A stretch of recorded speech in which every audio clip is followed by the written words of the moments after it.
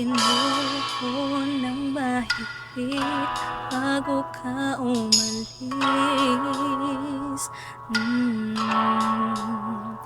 Hawakan mo ang aking kamay at muli mong hagkan bago ka lumisan.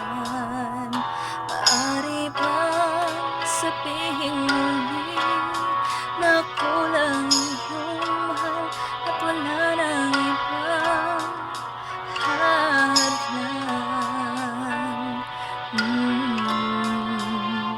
sa ating pagmamahalan?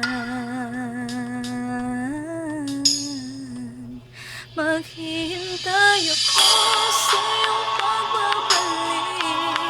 Nandito lang ako, ano man ang mangyari.